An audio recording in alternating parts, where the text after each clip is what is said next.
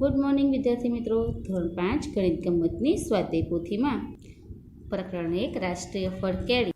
આપણે આગળના વિડીયોમાં દાખલા 17થી દાખલા 20 સુધીની ગણતરી કરી હતી, જેમાં તમને આ એક દાખલો હોમવર્કમાં આપ્યો હતો. પ્રશ્ન 20નો અ, જે તમે હોમવર્કમાં ગણતરી દર્શાવી હશે તો એનો જવાબ આ પ્રમાણે 70 ટ્રકની સંખ્યા થશે. પ્રશ્ન 21, નીચે આપેલી કોષ્ટકની વિગતના આધારે પ્રશ્નના જવાબ લખો. અહીંયા તમને કેરીની જાત અને ભાવ પ્રતિ કિગ્રા, એટલે અહીંયા તમને 1 કિલો કેરીનો ભાવ આપ્યો છે. તમને કેરીની જાત આપી છે બદામ 60 રૂપિયા, તોતાપુરી 40 રૂપિયા, હાફૂસ 50, લંગડો 70 રૂપિયા અને કેસર કેરી 150 રૂપિયા કિલોનો તમને અહીંયા ભાવ આપ્યો છે. જેના આધારે આપણે ગણતરી કરવાની છે. તમે પહેલી ગણતરી છે કે સુધાબહેન 3 કિગ્રા બદામ કેરી ખરીદે છે તો તેમને કેટલા રૂપિયા ચૂકવવા પડે. હવે આપણે કોષ્ટકમાં જોઈએ તો બદામ કેરીનો ભાવ 1 કિલોના 60 રૂપિયા છે. એમને કેટલી કેરી ખરીદવાની છે? સુધાબેનને 3 કિગ્રા કેરી ખરીદવાની છે. તો આપણે એમને કુલ કેટલા રકમ ચૂકવવી પડશે તેની ગણતરી કરવાની છે.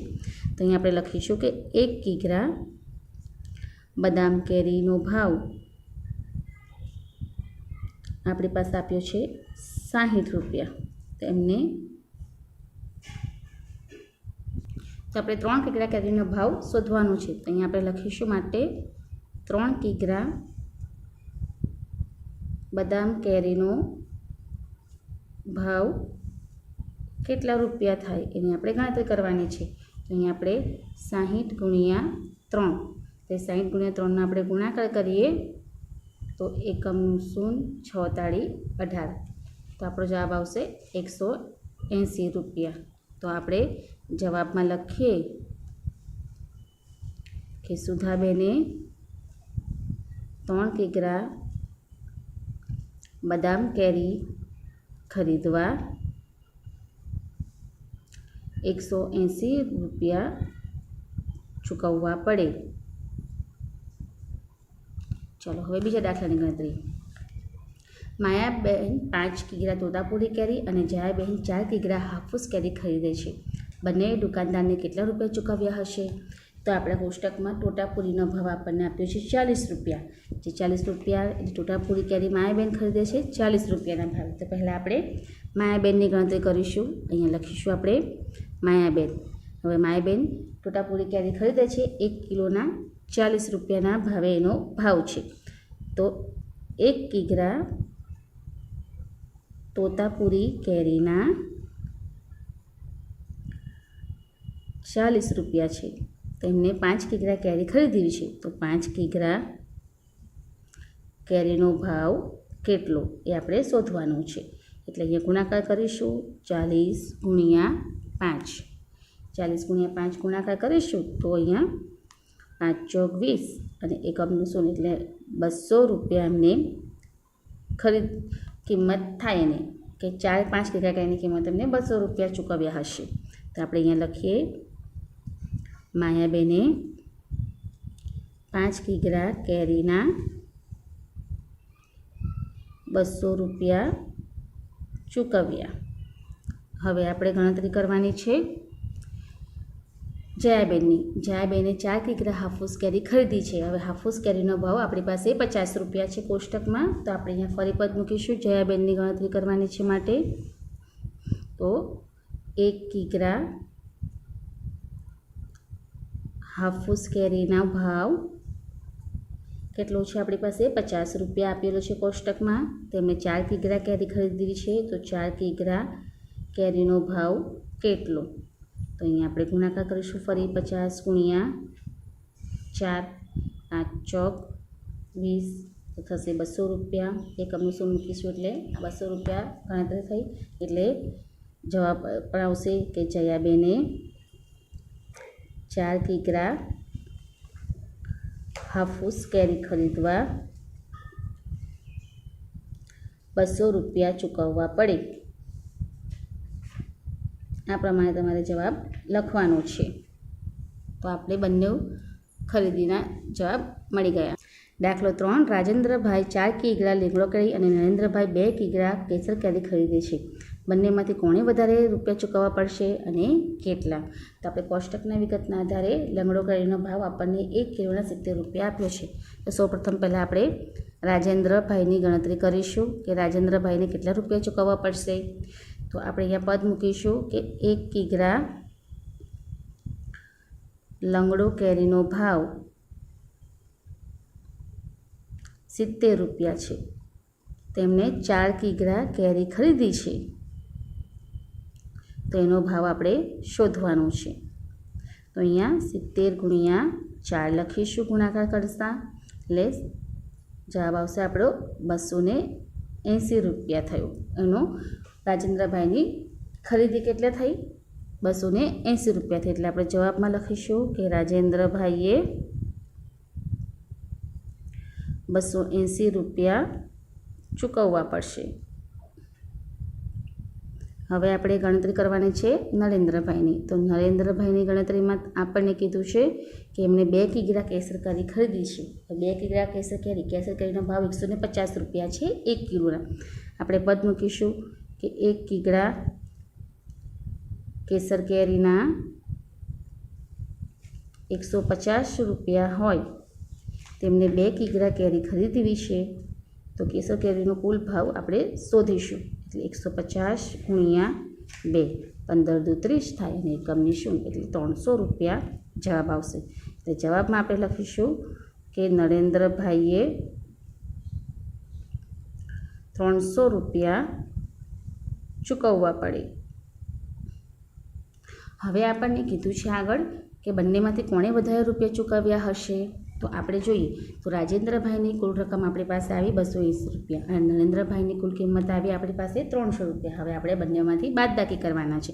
તો બાદબાકી આપણે કરીએ તો નાની સંખ્યામાંથી મોટી સંખ્યા બાદ ન થાય, એટલે નરેન્દ્રભાઈની કુલ કિંમત કેટલી છે આપણી પાસે? 800 રૂપિયા નરેન્દ્રભાઈના છે અને 280 રૂપિયા આપણે ઓછા કરીશું એ રાજેન્દ્રભાઈની કેરીની કિંમત આપણે બાદ કરીશું. હવે 300માંથી 280 આપણે બાદ કરીશું તો શૂન્યમાંથી 8 નહીં જાય, આપણે 10 લઈશું, 3ની ઉપર 2 અને અહીંયા થશે 10. 10માંથી 8 જાય તો 2, 2માંથી 2 જાય તો 0. તો 20 રૂપિયા વધારે ચૂકવવા પડે. કોણે? તો નરેન્દ્રભાઈએ 20 રૂપિયા રાજેન્દ્રભાઈ કરતાં વધારે ચૂકવ્યા. એટલે આપણે જવાબમાં લખીશું કે 20 રૂપિયા નરેન્દ્રભાઈએ વધારે ચૂકવ્યા.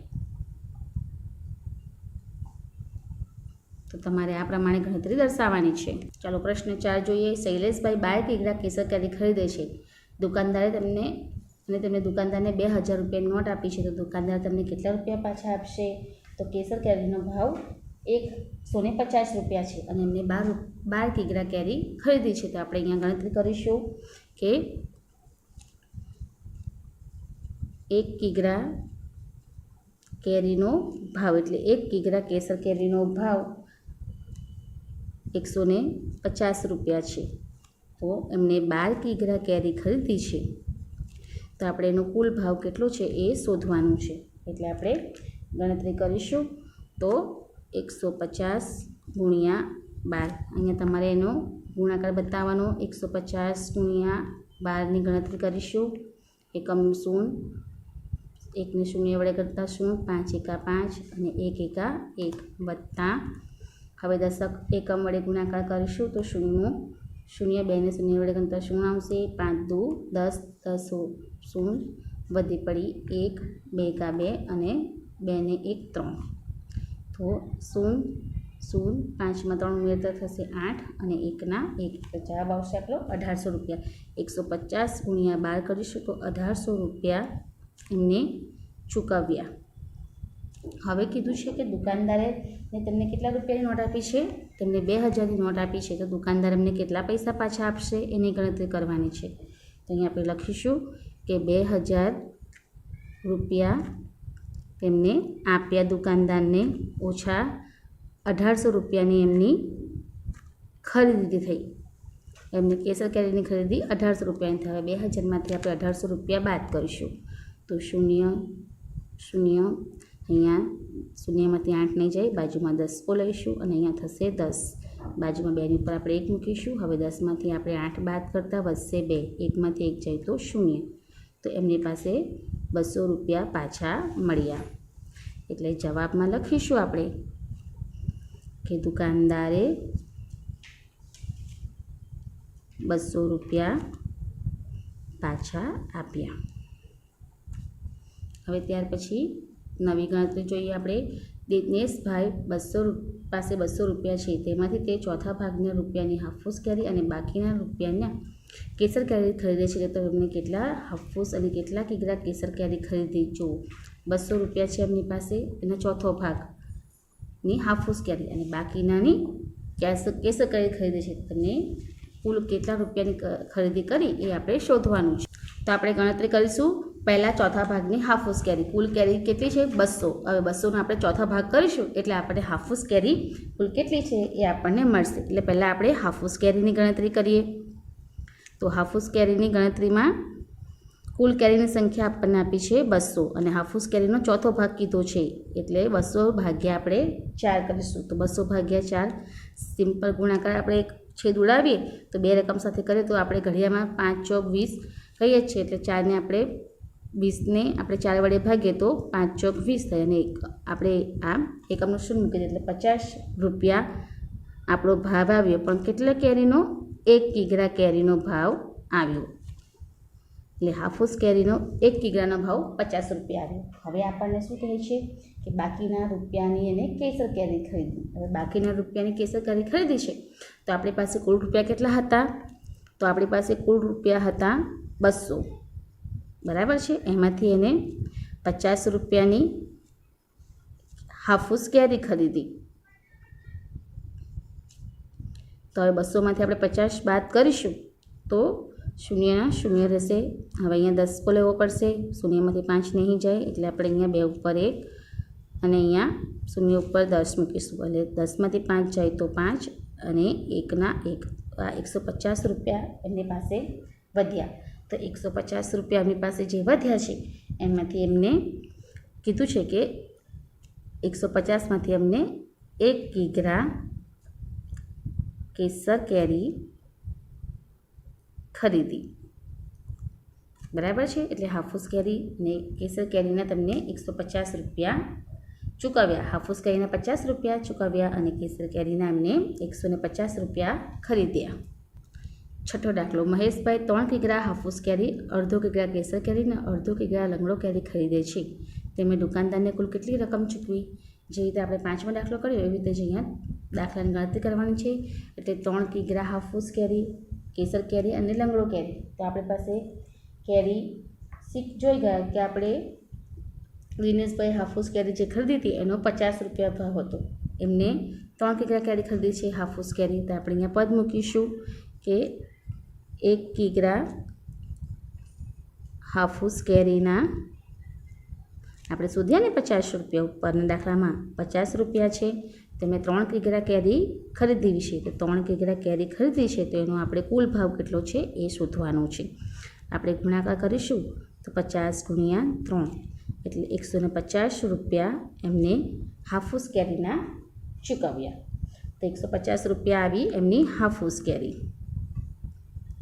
હવે કીધું છે કે અડધો કિગ્રા કેસર કેરી. અડધો કિગ્રા એટલે 1 કિલોના અડધા.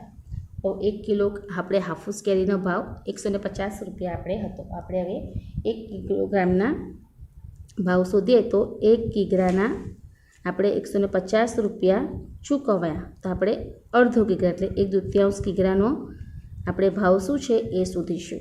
એટલે 150 ભાગ્યા આપણે 2 કરીએ તો 150 ભાગ્યા 2 કરતાં 75 રૂપિયા એ શેના આવશે?